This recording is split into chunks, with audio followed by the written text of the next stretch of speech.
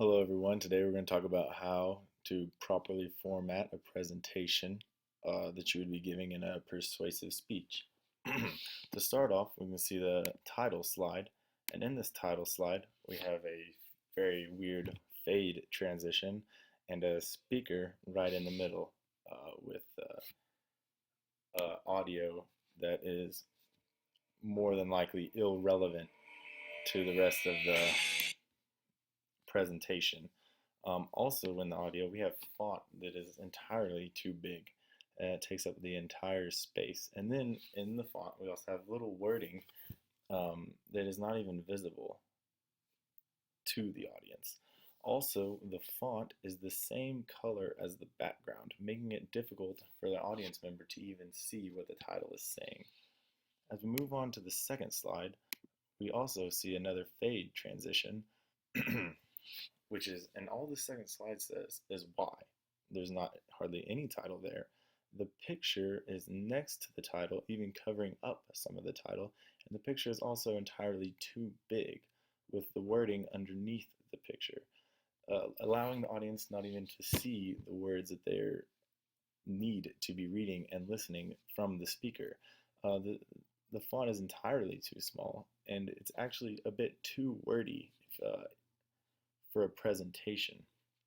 There's too many words. When there's too many words in a PowerPoint presentation, it makes it difficult for the audience to keep paying attention. If you keep it short and then speak more verbally, it allows you to grab the audience's attention more.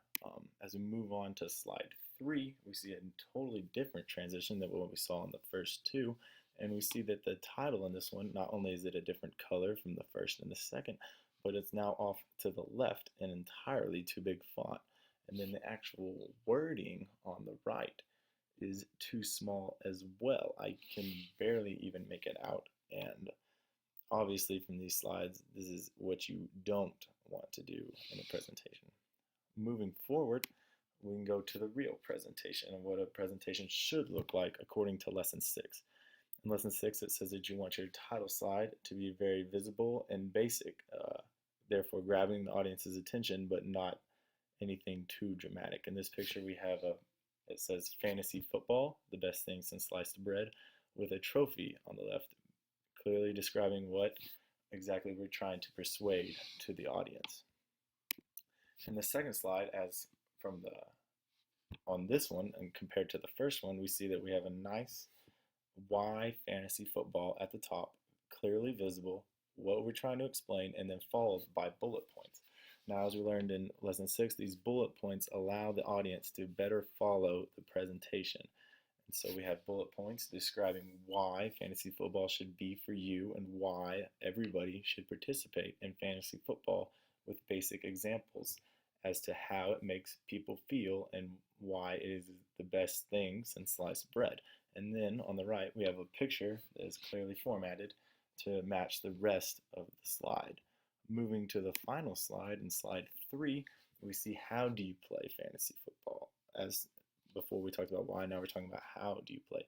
In this one, we also see another form of bullet points, and then moving on, we have pictures of what exactly we were describing from those bullet points on the right. As we learned in lesson 6, these pictures help describe the slides, and we're also trying to keep the wording on the slides down to keep the audience's focus on what exactly we are talking about. And then in the next future slides, I would like to add even some graphs and some statistical analyses as to why exactly this is the greatest thing you can do outside of professional sports.